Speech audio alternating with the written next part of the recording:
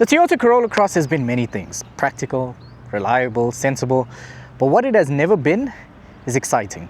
No one's ever turned around to look at one unless they were looking for their Uber or if their dad came to pick them up. But then the guys from the GR department got involved with the Corolla Cross and decided, why don't we give it some spice? Which is exactly what they did. In my opinion, it worked.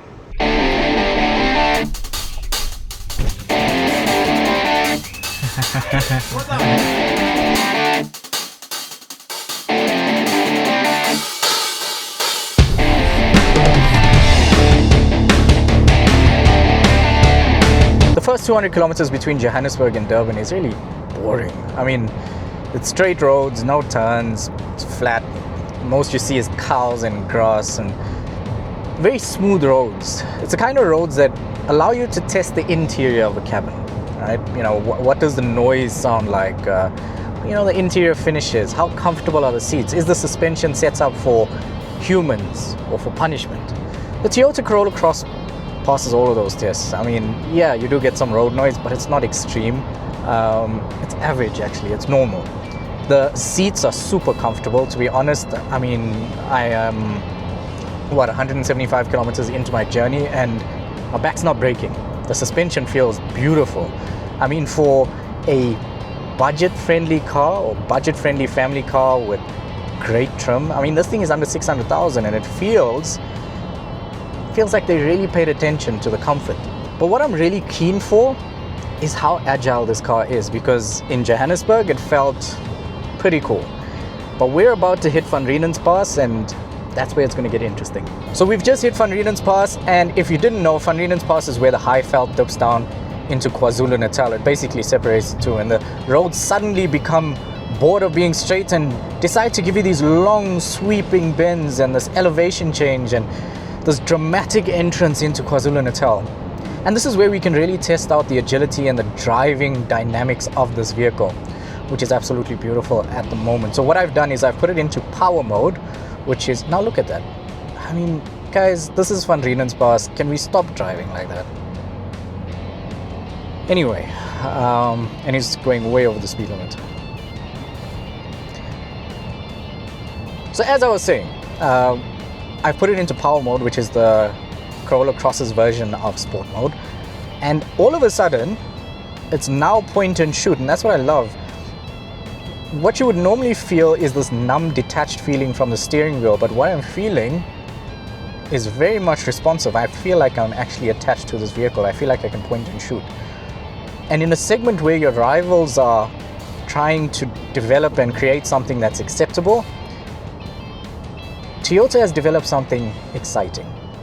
All right, so here we are, 560 kilometers later, and we've landed in Durban. Or I have landed in Durban, rather. I've obviously had a change of clothes because, well, Durban is hot. The verdict is this: it is not the most exciting car in its class. No, it's not the fastest. It doesn't have the most tech. But it is undeniably one of the most sensible options that you can get when it comes to reliability, an aggressive car when it comes to fuel efficiency, and if you want something a little bit more spicy, the GR badge gives you that. It's not going to give you a bigger engine or more speed. It's just going to give you that feel of GR. And for me, that's more than enough. And for a car that's under 600,000, this is a bargain. So there's still one more place I want to take this car, and that is Newcastle. So let's go and take this thing around those windy mountains and see what it can do.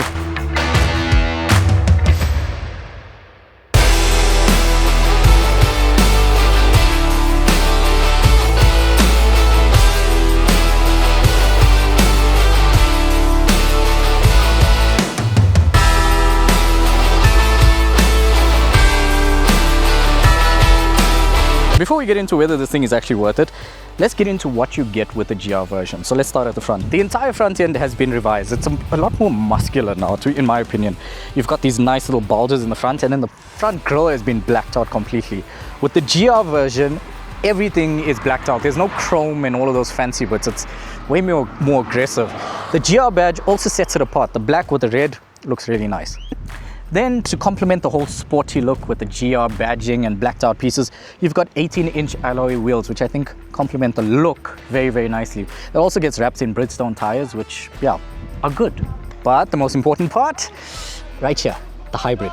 Because this is a hybrid. And in my opinion, if you're going to choose between the petrol GR and the hybrid, I would go with the hybrid for fuel efficiency, and it just makes sense in this day and age. The rear end has some slight refreshing with the LED taillights and a few blacked out pieces here and there. It's mild, but not as heavy as the front end. Then there's the boot space. I chose the mountains because I love the setting, but damn, excuse the wind. The boot space. Now, it's big enough for a dad who's got a whole lot of stuff and a mother who's got a whole lot. It's big enough. It's a family vehicle. Toyota thought about everything, and you've got a spare wheel under there. I've got enough film equipment, well, probably more film equipment than Martin Scorsese, and I've managed to fit everything from my drone to my cameras to my tripods, and I don't feel like I'm lacking. I've still got more boot space. And then you've got this thing here which does that. So yeah, boot space. Then we get to the rear end. Now, there's enough rear leg space unless you've got a really tall person in the front, then you're going to feel your knees touching. Or if you've got an Indian guy that likes to recline his seat. Clearly, I had the Indian guy. But the rear end is very comfortable. You've got enough roof space as well. It's generally comfortable, and you've got the thing in the middle, if you like that, cup holders here. And the nice touch with the GR is this. Is the red seat belts. I think this is a nice touch, and the red stitching all over. Very comfortable. A nice touch is on the doors, you actually have these cup holders. Now, if you've never driven a Corolla Cross, you will know that this is actually handy, because having a little thing here, it's just a nice touch. It's nice to have. I like it. All right, then we've got the interior, which has a lot of flies at the moment. I'm sorry about that. You've got a leather steering wheel with a nice GR badge, which I think is a nice touch. Gloss black materials all over. And I think overall, I don't need to tell you all of this, but the GR trim is the best trim you're gonna get if you're a person like me that likes that racy feel. Red stitching on the dash. This build quality is Toyota. I don't even need to tell you this, but nothing creaks, and that's what you want. The thing about the hybrid or this price segment is that you want something that's built really well, that in the next 3-5 years is not gonna rattle on you. And in this car, it's a hybrid that's not gonna rattle, it's not gonna break down in the next 3 years. It's just reliable. It's gonna get you there. And here's the thing, 560 kilometers later and my pocket is not bleeding, my back is not breaking, and I am genuinely in a good mood.